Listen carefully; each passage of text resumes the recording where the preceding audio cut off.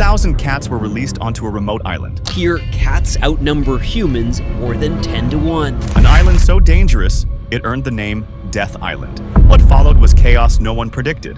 Ecosystems collapsing, species vanishing, and an ecological disaster that stunned scientists worldwide. How could a simple plan to control one problem spiral into one of the most shocking wildlife experiments in history? This is the unbelievable story of what really happened on Death Island. In March 1960, the villagers of Bario in Sarawak, Malaysia, witnessed something truly unbelievable. As a plane from the Royal Air Force soared over their remote highland home, it dropped a rather unusual cargo.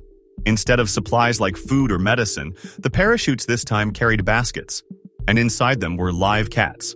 Locals stopped in their tracks, craning their necks to watch this bizarre sight unfold.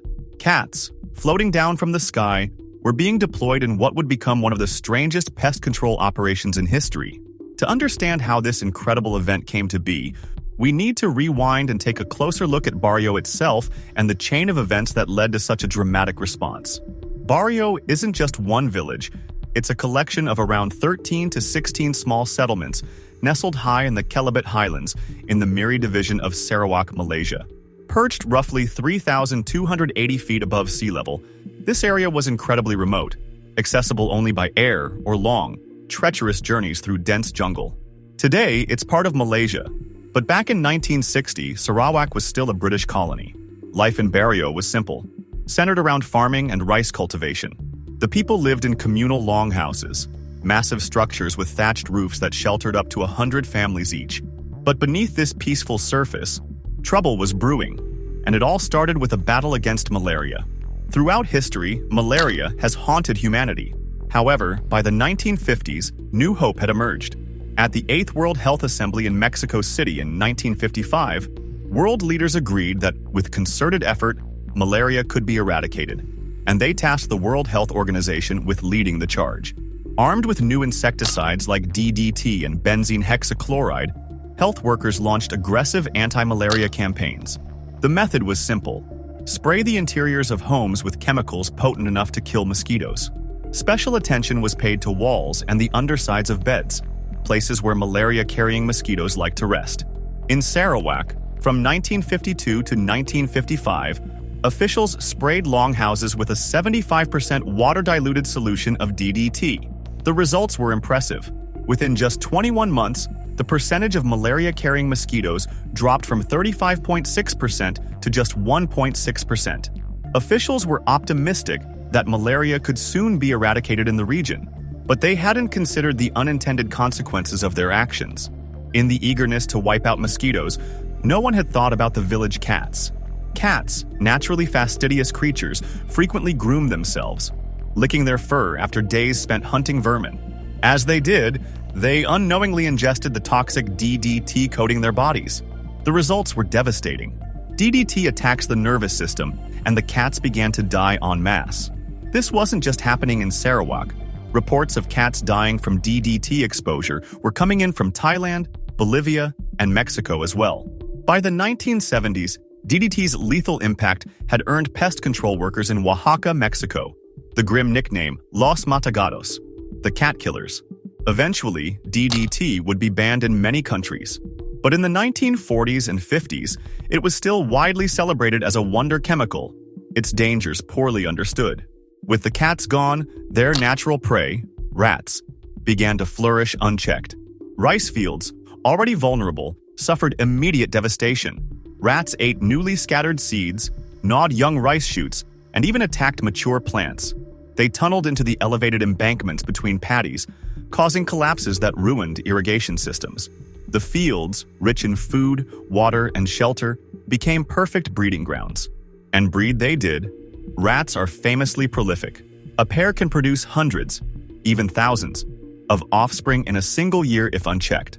What began as a nuisance quickly spiraled into a full-blown plague. Crops were decimated. Food supplies dwindled. Rats, emboldened by the absence of predators, even began to lose their natural fear of humans. The situation became so dire that Officer Malcolm McPoran, stationed in Bario at the time, recalled waking up one night to find a rat chewing through his pillow, gathering materials for a nest.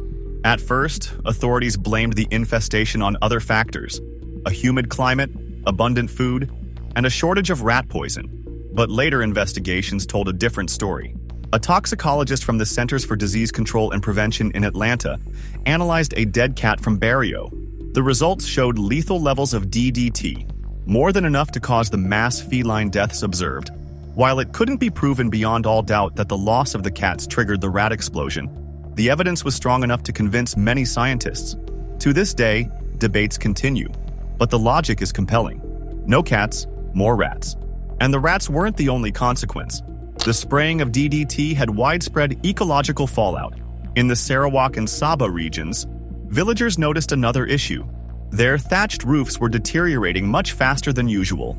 Investigation revealed that moth larvae, which devoured straw, had somehow survived the DDT assault, while their natural predator, a tiny wasp, had been wiped out. Without the wasps, moth populations soared, and the straw roofs suffered the consequences. Birds also disappeared. In places once filled with birdsong, eerie silence reigned. DDT accumulated in earthworms, which poisoned the birds that ate them. Worse still, even when birds survived, the pesticide interfered with calcium metabolism, causing eggshells to become dangerously thin. Eggs broke under the weight of nesting parents, devastating populations of species like the brown pelican and the bald eagle.